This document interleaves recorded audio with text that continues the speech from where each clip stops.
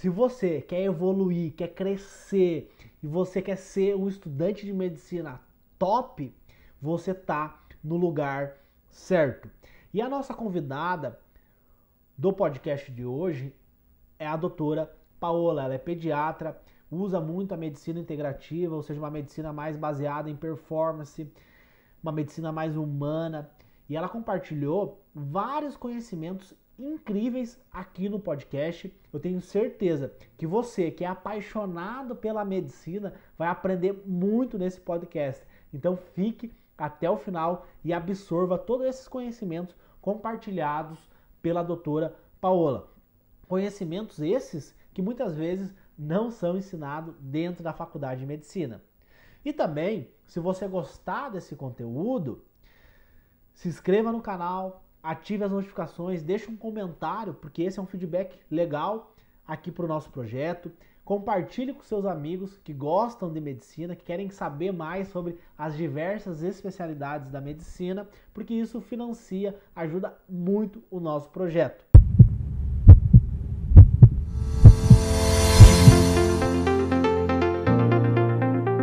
Sejam bem-vindos ao Futuros Doutores Cast, um podcast sobre performance mental na medicina e carreira médica.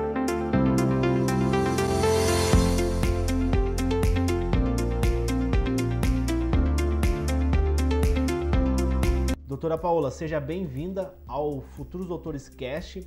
Muito obrigado pela tua disponibilidade de vir aqui compartilhar a tua história, compartilhar os teus conhecimentos sobre a medicina. Eu fico muito feliz por você poder apoiar o nosso projeto. Para nós começar a nossa conversa aqui, o nosso bate-papo, eu gostaria que tu comentasse para os nossos ouvintes, para o pessoal que está acompanhando aqui o Futuros Doutores Cast, o que tu faz hoje na medicina, como que você atua dentro da medicina. Tudo bem. Primeiramente, queria agradecer a oportunidade de estar aqui conversando com você, com vocês que estão ouvindo. Meu nome é Paola, eu sou pediatra. Eu fiz residência de pediatria, logo depois eu me especializei em medicina integrativa e hoje eu me especializo em nutrição materno-infantil. Então, hoje meu nível de atuação dentro da pediatria é muito mais focado na medicina preventiva, na pediatria preventiva, muito mais do que sintomas e remédios, que é o que a gente é ensinado muito na faculdade de medicina, né? Decorar sintomas, decorar remédios que tratam sintomas, não. Hoje a minha abordagem com as crianças é muito mais voltada para prevenção, para estilo de vida e focar nas crianças como seres únicos, que é uma coisa que a gente vê muito para adulto, mas para criança ainda é pouco explorado. Perfeito. Tu tá empreendendo uma área bem nova aí dentro da pediatria, né?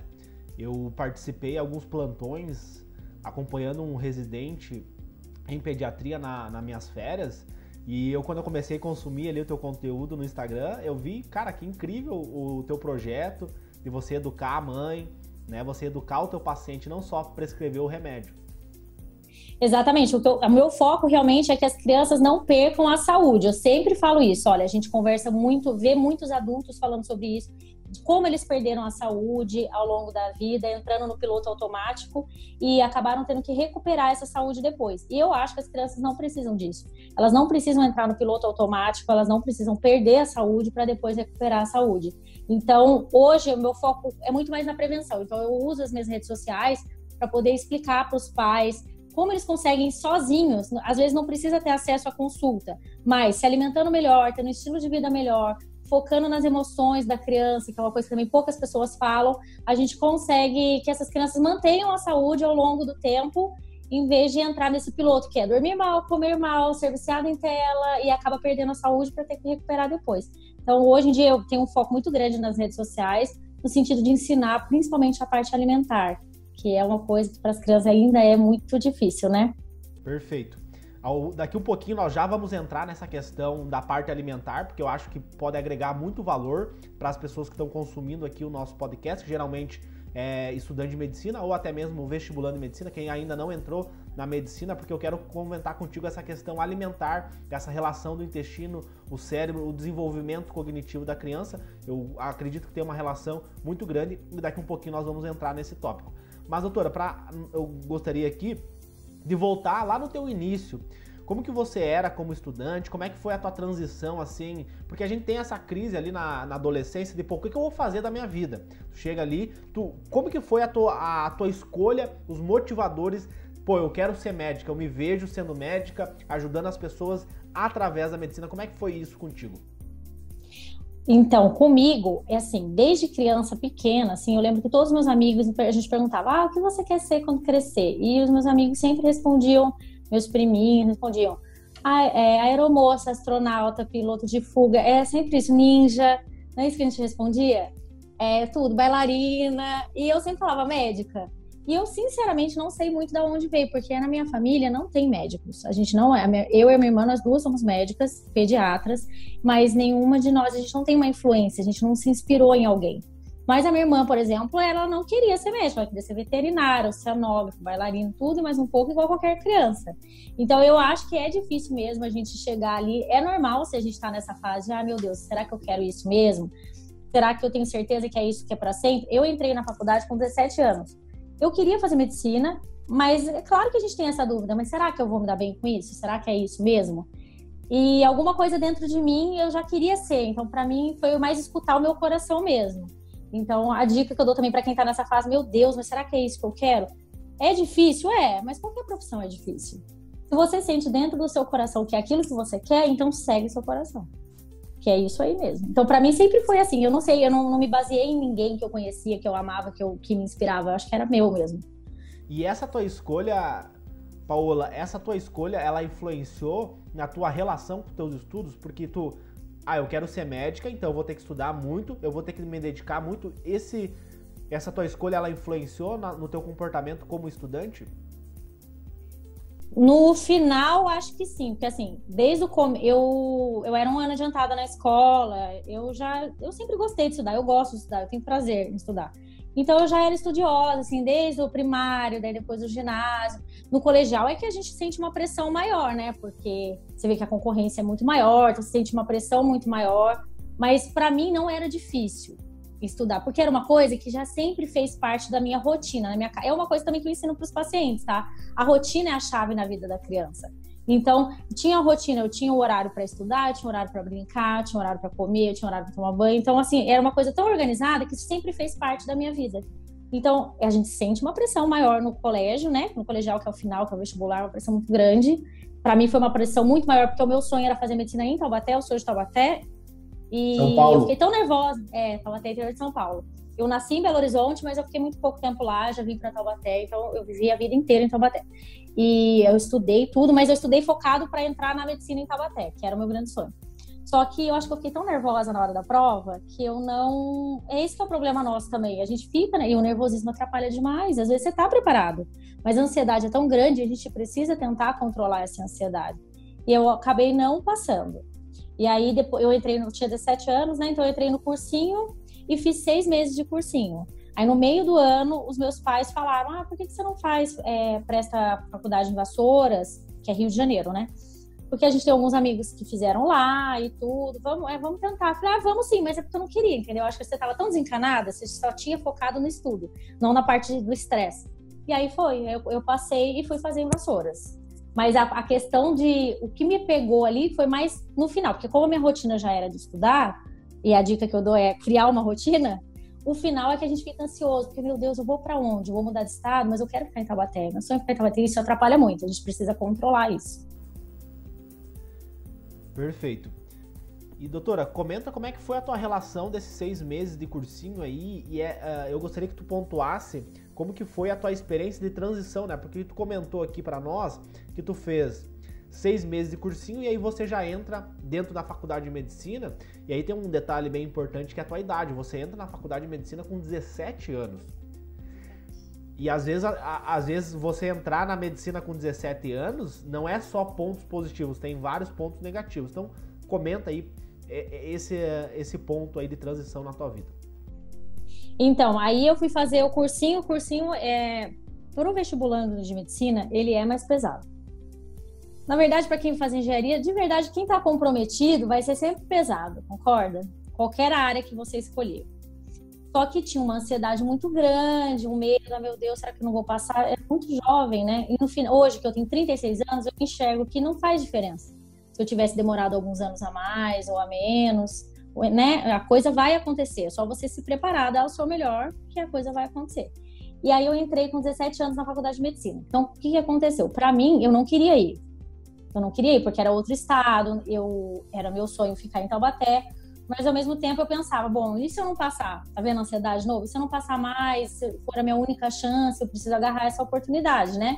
E também, lá também é faculdade particular. E eu sabia que a minha irmã, logo depois de mim, também queria fazer faculdade de medicina. Então, a gente também não poderia escolher uma faculdade muito cara, alguma coisa assim, porque senão não ia caber no orçamento dos meus pais. Então, aí eu fui. Só que a parte negativa para mim é que eu era muito nova. Então, eu mudei de estado, eu fui morar com outras pessoas que eu não conhecia, que tinham uma vida totalmente diferente da minha, tinham um mapa mental diferente, hábitos diferentes. E essa parte é uma parte difícil, porque você conhece outras pessoas, você tem que morar com outras pessoas. Para mim, era como assim, eu sempre morei com os meus pais, né? E de repente você vai morar com outras pessoas que são completamente diferentes de você. Então, essa parte para mim foi muito difícil. Quando eu fui morar em outro estado, aí você tem que tomar conta da casa, que até isso daí não é tão ruim, né? É difícil você ter que cozinhar, não sei o quê. Ok, mas a gente aprende. Mas pra mim, a parte de ter que lidar com outras pessoas tão diferentes é que era mais difícil, sabe? Eu era muito nova. O bom foi que eu fui morar em Vassouras, era uma cidade muito pequena. Então, a gente acabava ficando perto dos amigos o tempo todo. Eu acho que se eu tivesse ido pra São Paulo, que é uma cidade enorme, eu ia me sentir mais sozinha. Que é a dificuldade de você se locomover o tempo todo para estar perto dos seus amigos. Vassouras não, dá para você ir a pé. Em 5 minutos você chegava onde você queria chegar, porque é bem pequenininho lá. E a questão para mim que me chocava também, que eu até conversei com você antes, foi a questão das drogas. Porque é uma coisa que a gente fala, tem muita droga na faculdade de medicina, mas também tem em todas as faculdades, em todas as áreas. Então, era uma coisa que me chocava muito, ainda me choca muito, mas eu ficava muito chocada, porque não tinha nada a ver com o meu estilo de vida, nada a ver com a minha criação, e eu precisava conviver com isso, né? E para mim era bem difícil. A parte boa foi que eu me formei bem mais cedo, me formei com 23. Mas a parte ruim é que eu não tinha maturidade para lidar com alguns dilemas da casa, das pessoas, com a questão das drogas. Então, eu me sentia, eu quero voltar para minha casa. E não dava para ficar voltando para casa o tempo todo, né? Porque por questões financeiras e também porque tinha que estudar. Então também sentia muita saudade da minha casa, dos meus amigos daqui. Foi difícil, é difícil para muita gente, mas a gente não pode desanimar, porque se é o seu sonho, você tem que colocar o seu objetivo na frente e focar nele. Então, para mim foi assim. Eu só fui me acostumar mesmo lá pelo 2º ano em Vassouras. Perfeito. E tu pontuou uma coisa bem interessante, né? Porque eu vejo também essa mesma reflexão que tu fez aqui, eu vejo dos meus colegas que entraram na faculdade de medicina com 17, 18 anos. E eu, por exemplo, já entrei com 23 anos. Então, no tempo que você se formou, na idade que você se formou, eu entrei na faculdade de medicina. Então, eu vejo que eu tenho uma experiência, tenho uma visão um pouco diferente da pessoa que entra com 18 anos. E aí tem os pontos positivos e os pontos negativos. E aí, quando a gente entra na faculdade de medicina, a gente se depara com algumas matérias, como, por exemplo, anatomia, que é uma das matérias que mais reprova, fisiologia, bioquímica, histologia. Eu queria que tu comentasse como é que foi esse teu início da faculdade de medicina com essas matérias. Então, foi assim, no começo a gente tá meio deslumbrado, assim, nossa, porque a anatomia pra mim era a parte mais legal. Anatomia, fisiologia, achava o máximo. E tinha umas coisas que eu detestava, era muito difícil de estudar, que era, por exemplo, bioestatística, que é o que a gente até conversou. Hoje em dia, o médico precisa muito disso, porque hoje em dia a gente não estuda mais por livro, a gente estuda por artigos científicos. E na minha época, não. Na minha época, a gente estudava muito mais por livro.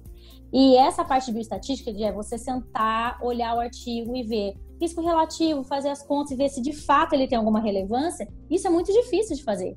Eu acho que isso não tinha que estar no começo, ou tinha que estar o tempo todo durante a sua formação, ou no começo e no final, porque a gente esquece, e isso é de uma importância absurda. Então, para mim, eu não sei se eu não dava muita importância, porque a gente não usava muito. Nossa, eu falava, gente, que coisa chata, insuportável. Eu gostava muito mais da anatomia, da fisiologia. Eu era monitora de anatomia, me tornei monitora de anatomia depois, e aí era bem cansativo, porque como a gente tinha que dar conta do período, que já é integral, então à noite a gente tinha que ir ou para estudar, ou para dissecar alguns cadáveres, ou para poder dar aula para os outros que estavam vindo abaixo da gente. mas eu gostava. Então, a anatomia para mim não foi a parte mais difícil. Eu acho que a parte mais difícil... Eu não era ruim de matemática, nunca fui.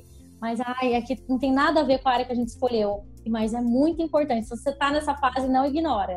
Vai estudando, que isso vai fazer uma falta do caramba. E a parte... Depois, quando a gente foi para a parte de ir pro hospital, que aí já estava indo do 2º pro 3º ano, e também era uma outra coisa, que foi uma outra transição na nossa vida. Daí a gente não estava só estudando com o caderno e com o livro. A gente tinha pessoas na nossa frente, a gente tinha ambulatórios, aí tinha as angústias reais. E eu sempre pensava, meu Deus do céu, como que eu vou fazer para lembrar esse exame físico todo? Porque você estuda, parece fácil. Na hora que você olha para a pessoa, fala, meu Deus, esqueci de ver o ouvido. É uma coisa que o pediatra também não esquece, porque o pediatra examina a criança inteira. Pode estar com encravada, a gente vê o ouvido, vê a garganta, tudo igual. E é uma coisa que também eu tive que criar uma metodologia, né? Sempre o professor falava, gente, cria um roteirinho na cabeça de vocês, como se fosse um ABCDE, e todo problema que o paciente tiver, você vai examinar exatamente igual no roteirinho, que é nada mais do que o ACLS, o PAUS, né? A gente não faz isso? A gente não põe modelo? Não vai esquecer do exame físico. E olha só o dilema que eu tinha nessa época, pensando, meu Deus, eu vou esquecer o exame físico. E também a questão da etiqueta, que é uma coisa que também ninguém ensina pra gente de verdade. A gente aprende tomando xingo.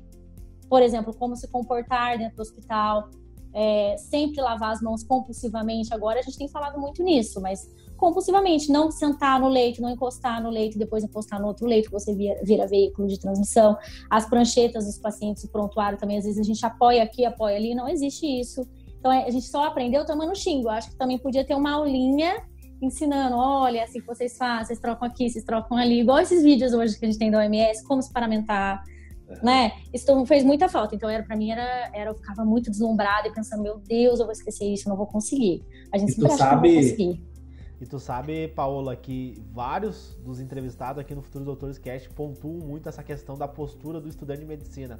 Como que ele deve se comportar dentro do hospital. Eles falam sempre, todos os médicos que vêm aqui falam dessa questão. Doutora, comenta como é que era a tua rotina de estudos.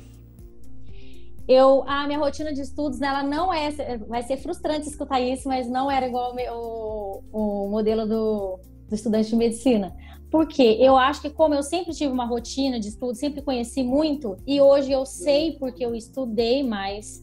Hoje a gente sabe o impacto do cortisol, de uma boa noite de sono, do exercício físico, coisas que eu não sabia, mas eu nunca consegui estudar, por exemplo, de madrugada. Eu tinha um limite máximo. Então eu fazia as minhas atividades, depois eu estudava no final do dia e dava mais ou menos meia-noite, enquanto meus amigos continuavam estudando, eu falava, gente, deu, boa noite, tô indo. Dormia, acordava bem. Aí também não acordava às 3 horas da manhã para estudar igual o povo fazia, não. Eu acordava, tomava meu café, banho, não sei o que, ia fazer minha prova relaxada. Eu precisava desse reboot. E a gente precisa mesmo. Eu não falo isso para as minhas crianças. A boa noite de sono consolida a memória, o aprendizado. E intuitivamente eu sabia. Hoje eu sei que eu estudei, mas eu nunca consegui estudar de madrugada. Nunca fui dessas. Para mim. E também não ficava tomando 50 litros de café, não. Que a gente faz uso abusivo de cafeína. E também não tinha isso, não. Doutora, tu pontuou uma coisa, sim, extremamente importante, que é uma realidade do estudante de medicina, que é essa questão do excesso do estudo, essa rotina desregrada, esse sedentarismo, o alimento ruim, essa inflamação intestinal. Tem um estudo feito na Califórnia com estudantes de medicina que mostrou que o desfecho desse estudo mostrou que de cada 10 alunos de medicina, 5 desenvolvem burnout. Na tua época, tu mostrou agora para nós que tu tinha uma rotina super saudável, cuidava da tua alimentação intuitivamente, mas tu via assim nos teus colegas eles desenvolverem esse burnout? Então, o burnout na faculdade eu vi mais quando a gente estava se formando, assim, amigos que ficaram hipertensos e ficaram assim doentes, literalmente, precisando de medicação e tudo mais por conta disso. Eu tive burnout no R2. Quando eu era residente do 2º ano. Para mim foi muito mais pesado que o R1, e aí já desanimo vocês. O R1 é pesadíssimo, mas o R2, a responsabilidade aumenta. Quanto mais você vai indo para frente, sua responsabilidade aumenta. Você diminui seu serviço de secretariado, mas a responsabilidade é muito maior. É você quem está atrás de você. A vida é assim, um ciclo. É você quem está vindo atrás de você. Então eu tive no R2. Eles tiveram muito na faculdade. É porque na minha casa, eu sempre tive a minha casa sempre teve muita rotina, meu pai, minha mãe, minha irmã. Então a gente tinha uma rotina alimentar. Por exemplo, quando a gente era criança, tinha um cardápio na geladeira. Quinta-feira era o dia do peixe, sexta-feira era o dia do fígado. Eu e minha irmã, a gente queria morrer, sair correndo. Mas a gente acostumou, aprendeu a rotina. Então, eu já me alimentava bem. Hoje eu me alimento muito melhor. Hoje eu não consumo refrigerante, eu não consumo quase nada industrializado, porque eu estudei. Mas naquela época eu já não tinha essa rotina que o pessoal tinha de comer só junk food. Porque é isso. Exercício físico eu não fazia na minha época de faculdade, porque na minha casa todos eram sedentários, todos continuam sendo sedentários, só eu que sou ativa hoje. E a irmã não te acompanha na academia? Não, ninguém, você acredita? E casa de ferreiro, espeto de pau, não é isso? Aqui em casa eu sou a que mais briga, às vezes quando eu tô de plantão e não tô, eles adoram, porque daí eles pedem junk food, ficam felicíssimos. Pra você ver como é que as coisas, mindset.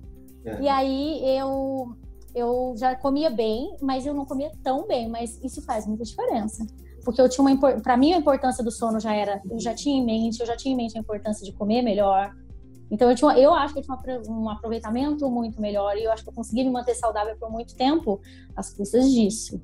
Quando foi para a residência, que aí realmente eu tive burnout no R2, porque na minha época de residente aqui em Taubaté nós éramos 4, hoje acho que são 7 ou 8, e a gente tem que dar conta de um serviço muito grande. A residência é um período complicado, necessário, mas extremamente complicado. Na verdade, a carga horária é muito maior do que aquela que você está vendo. 60 não passa nem longe da carga horária real por semana. É muito extenuante. Mas depois, quando eu olho para trás, eu vejo a importância disso. Para mim, a repetição me causou muito aprendizado. Eu aprendi muita coisa. Eu aprendi relacionamentos pessoais, eu aprendi a me relacionar com os meus pacientes, eu aprendi até com os meus chefes como você quer ser, como você não quer ser. E também isso é uma coisa que faz muita diferença, né? Um modelo. E faz muita diferença. E daí eu tive um burnout no R2. Aí eu fiquei bem... Eu lembro que eu tinha um sono perturbadíssimo. Às vezes eu dormia em casa. A cada 2 noites eu tinha que dormir no hospital. Então é bem extenuante mesmo. E eu dormia em casa, às vezes eu acordava assim, gente, cadê o bebê? Que bebê, né? Sonhava que tava internando, sabe? Então o que eu falo hoje é: cuidem do estilo de vida de vocês, da mente, meditação. Não caiam nessa de entrar no piloto automático, porque não compensa. O preço que a gente tem para pagar depois é muito maior. Perfeito. E tu sabe, doutora, que eu tava acompanhando, eu falei no começo aqui do podcast, que eu acompanhei nas férias um R1 em pediatria. Ele tava contando os dias para virar R2, porque ele acreditava que ia reduzir o trabalho dele, né? Hoje em dia eu faço preceptoria voluntária dos residentes de pediatria em Taubaté e em São José dos Campos, que é muito próximo da minha cidade, uns 40 quilômetros. E eu vejo ele, mas eu não falo, gente, não é assim, né? Não vou destruir o sonho da pessoa, mas eu tenho que falar a verdade. O R2 é muito mais responsabilidade, calma. Cada coisa no seu tempo, parece até pai falando, né? Cada coisa no seu tempo, mas é isso aí, é muito difícil, é muito extenuante. É importante, o aprendizado é incrível, você aprende tudo, você não aprende só a medicina não, você aprende relacionamento com as pessoas, com os pacientes, valorizar a história dos pacientes, foi o que eu mais aprendi na residência também. Mas quanto mais você vai virando R+, a responsabilidade aumenta. Perfeito. Né? Doutora, vamos voltar um pouquinho lá atrás, como é que foi o teu internato, né? Tu comentou que tu fez no Rio de Janeiro, né? Tu não conseguiu... passar em Taubaté e tu fez no Rio de Janeiro. Como é que foi a tua faculdade, assim? Tinha uma estrutura boa pro internato? Porque eu conversando com vários estudantes, hoje eu tenho contato com vários estudantes do Brasil inteiro e a gente começa a acabar fazendo esse intercâmbio, né? Trocando, conversando em relação ao hospital, e eu percebo que o hospital ele é fundamental para você conseguir fazer um bom internato, né? Eu fiz faculdade em Vassouras, né? E lá a gente tinha um hospital próprio, então a gente já começava a frequentar ali desde o 2º ano, para ambulatórios e tal. Depois você acompanha alguns plantões. Aí quando eu fui pro 5º ano, que eu virei interna mesmo, a gente tinha convênios com hospitais fora. Então eu fiz no Mandaki, no Hospital do Mandaki. E é uma diferença, a dinâmica é outra, o hospital é enorme. Eu fiz a parte de pediatria no Hospital Cândido Fontoura, em São Paulo, e o Hospital do Mandaki. Sim, é uma diferença incrível. Ali a gente é como se fossem os residentes, né? Você trabalha pra caramba, você vê muita coisa, o volume é muito alto, a complexidade é muito alta, você vai rodando nas outras cadeiras e vai acompanhando, então você vai vendo ali exatamente o que você quer, porque também eu não era uma pessoa que queria pediatria desde o começo. Então eu não era uma pessoa, porque a minha irmã, por exemplo, entrou na faculdade já sabendo que queria ser pediatra. Eu admiro isso, e isso é uma coisa que eu acho que se eu soubesse, talvez eu pudesse ter focado mais. Mas é normal. A minoria das pessoas é que sabe com certeza absoluta, eu quero cirurgia geral. A grande maioria se apaixona por outras áreas, e aí você vai vendo para onde você pende, para onde você tem um dom maior. E foi assim que aconteceu comigo. Então fez uma diferença muito grande eu ter ido para São Paulo, porque o hospital é enorme, a complexidade é enorme, o mundo de coisas que você vê é muito maior. Aqui em Taubaté também tem um hospital grande, tudo, mas não se compara, né? Porque São Paulo... Perfeito. Uma cidade enorme, mas faz diferença, assim, a questão do hospital faz muita diferença, muitas vezes eu vejo faculdade que não tem hospital próprio também, fica defasado, né? Porque fica muito mais teórico e menos prático. Tem que ter um equilíbrio. Com certeza. Por exemplo, a minha faculdade, ela é dentro de um hospital. Então, desde o primeiro semestre, a gente já tem acesso, né? Que nem tu comentou ali da questão de tu escolher, eu já no início da faculdade me apaixonei por neuro, né? Eu me vejo no futuro atuando aí dentro da neuro, gosto muito. Toda semana tô no bloco cirúrgico, acompanhando cirurgias. Agora não mais, né? Por causa da quarentena, mas sempre tive esse contato com uma equipe de neuro. Então, isso eu penso que faz uma grande diferença, né? Você fazer uma faculdade com um bom hospital. Sim. O volume de coisas, a complexidade faz muita diferença, sim. E doutora, tu teve alguma dificuldade no teu internato, alguma coisa assim? Tu falou do burnout só no R2, mas no internato teve alguma dificuldade ou foi bem tranquilo pra ti? Tu já chegou no internato com uma boa base teórica, uma boa base prática? Cheguei no internato com uma boa base teórica, sim. Nas provas a gente saiu, pelo menos todo mundo que era ali da minha turma saía super bem. A parte prática que pra gente era um grande aprendizado. Aí a complexidade era difícil, porque assim, São Paulo era muito grande, às vezes você é interno e a gente tinha que passar visita nos leitos e passar o round com os staffs junto com os residentes, porque como era muito grande, então não dava só pro residente, tinha que dividir de fato o serviço. E isso daí era complexo, porque eu ainda estava no 5º ano, estava aprendendo, e morar em São Paulo também foi um desafio ali naquela fase, porque você ainda é estudante. Aí eu tinha que ficar me locomovendo muito de metrô, aí saía 5 da manhã para chegar o tempo, chegava muito tarde, é extremamente cansativo. Porém, o fato de estar ali em São Paulo, num hospital tão grande, fez muita diferença para mim depois, porque a gente já tem mais habilidades com coisas que a gente precisa fazer, sutura, catéter, não sei o que, você vai tendo habilidades diferentes de quem está só na parte teórica. Então fez muita diferença, só que para mim foi muito cansativo. Eu morar em São Paulo é complexo, não é igual morar em Vassouras. Lembra? Vassouras, em 5 minutos a gente estava em qualquer lugar a pé. São Paulo não, você tem mais horas para se deslocar, isso cansa. A responsabilidade para você aumenta, apesar de você ainda ser um interno. Então, para mim foi difícil, para todo mundo é difícil, mas dá certo. E a PED, como é que foi essa tua relação aí com a pediatria aí, a PED? A pediatria não era o grande amor da minha vida. Quando eu rodei no Cândido Fontoura, eu achava muito legal, porque lá era só pediatria mesmo. E aí a gente vê como os pediatras, eles são outro tipo de médico. A gente tem um olhar muito mais cauteloso das coisas, a gente tem um olhar muito mais minucioso. E eu não tinha isso. Na verdade, eu não era apaixonada por pediatria. Eu gostava de ver, a gente tem a impressão até que é mais simples. Mas não é mais simples nada. Muda por faixa etária, muda por um monte de coisa. Então, eu terminei a faculdade e voltei para minha casa, fiquei lá rodando quase 6 meses no Cândido Fontoura, e vim para minha casa. E aí voltei a fazer o cursinho preparatório porque eu achava que eu queria fazer clínica médica. E aí eu fiquei alguns anos ainda fazendo e entrei em clínica médica. Só que nisso minha irmã se formou, começou a fazer residência de pediatria, e aí eu comecei a gostar muito das coisas dela. Comecei a me apaixonar muito pelas coisas dela. E aí, quando eu entrei na faculdade, quando eu entrei na residência de clínica, que eu entrei no Hospital do Campo Limpo, no SUS, aí eu desisti. Falei, não, eu vou voltar para casa e vou fazer pediatria. Foi assim minha história de amor de pediatria. E depois que eu comecei a fazer pediatria, eu pensei, cara, graças a Deus, porque era isso que eu quis mesmo. Eu acho que eu tinha que passar por tudo isso, me apaixonar a partir dela, e eu acho que eu jamais seria feliz se não fosse pediatra. Jamais, porque eu demorei para entender, mas era aquilo ali mesmo. Então, muita gente fica na mesma que eu, meu Deus, eu quero fazer clínica, porque eu acho que vou fazer pneu. Não, segue seu coração que no final vai dar certo. E foi assim comigo.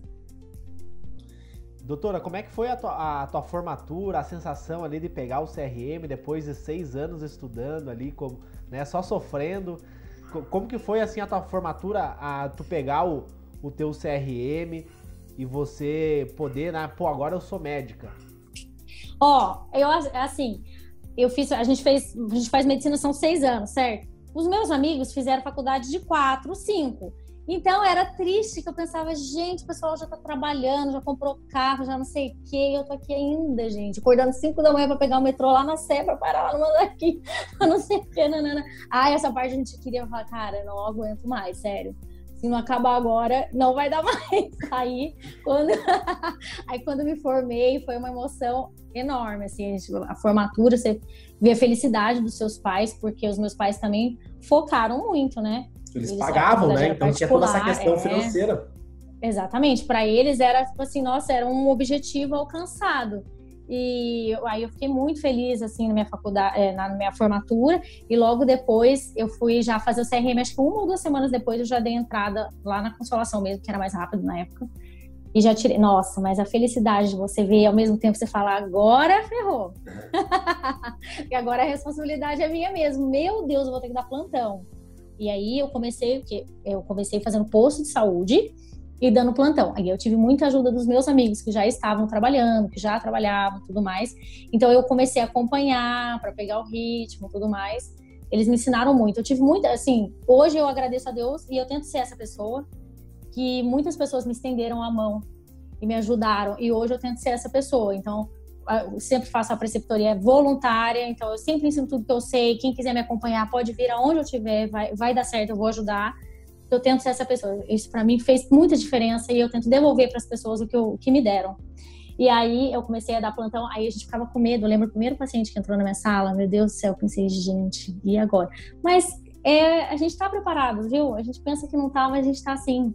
É só nervosismo mesmo. Tem que respirar fundo ali, meditar e vai que vai. Porque você sabe, você tá ali porque você estudou, você se preparou, não é assim. O medo não pode tomar conta.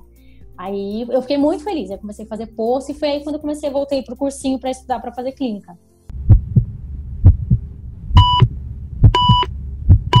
Você está ouvindo o podcast Futuros Doutores Cast.